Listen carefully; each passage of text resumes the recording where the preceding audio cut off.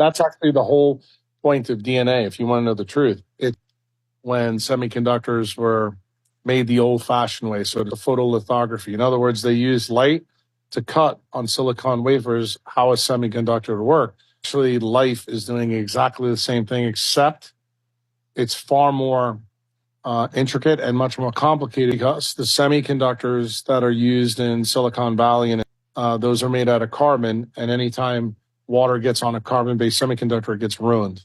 Drop your iPhone in the toilet and you'll know that it doesn't work anymore. Biologic semiconductors or human semiconductors are all made out of carbon, which is on the periodic table. If you look at it, it's right adjacent to silicon. It's got a lower atomic mass. If you understand what E equals MC squared fundamentally means, anything with a lower atomic mass is more thermodynamically efficient. When you use carbon, you use water, and water itself is a semiconductor. Now, biologic semiconductors is the story about how energy is stored in a dissipative state. That means that you need to know something about Ilya Prigogine, who won the Nobel Prize in 1977. Sunlight during the day creates electric fields in our atmosphere. It happens all the time, whether it's cloudy or not. Sunlight creates a Coulomb force. That Coulomb force is in the ionosphere, gets transferred to our body. Generally, it's usually transferred to our skin. Your skin is a topologic semiconductor, topologic insulator. That energy from the Coulomb force is then transmitted to the inner mitochondrial membrane where your TCA cycle is. And your TCA cycle, for it to spin clockwise, that allows you to make water.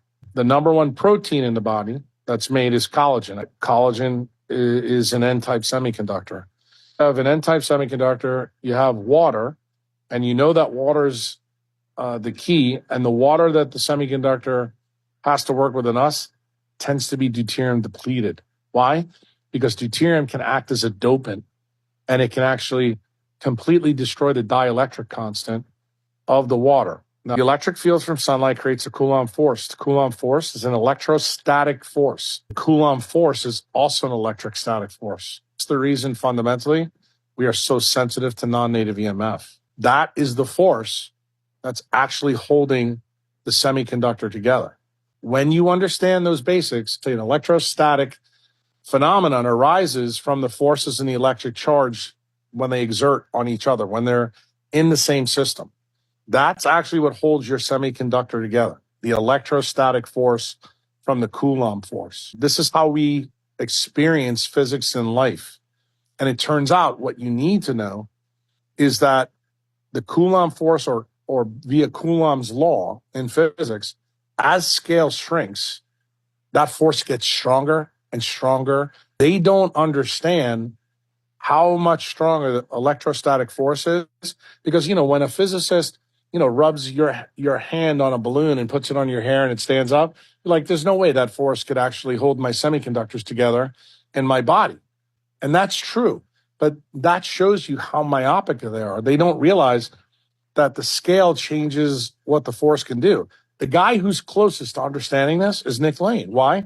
Because he wrote in his book, the inner mitochondrial membrane carries a charge of 30 million volts. When people hear that, they go, whoa, that's a bolt of lightning. Well, how does that happen? Well, it's only 6 angstroms, the thickness of that inner mitochondrial membrane where the TCA cycle is. So all of a sudden you begin to go, wait a minute, bolt of energy, you can really, do a lot of amazing things.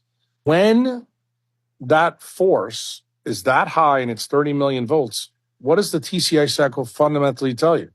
It makes the best kind of water with a high dielectric constant that immediately surrounds all the proteins that are coded for from DNA.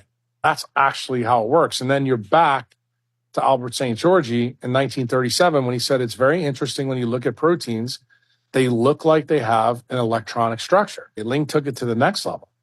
Ling said there's no doubt they have an electronic structure. ATP does something really interesting. It withdraws electrons, and as it withdraws electrons, protein side chains move, they open up.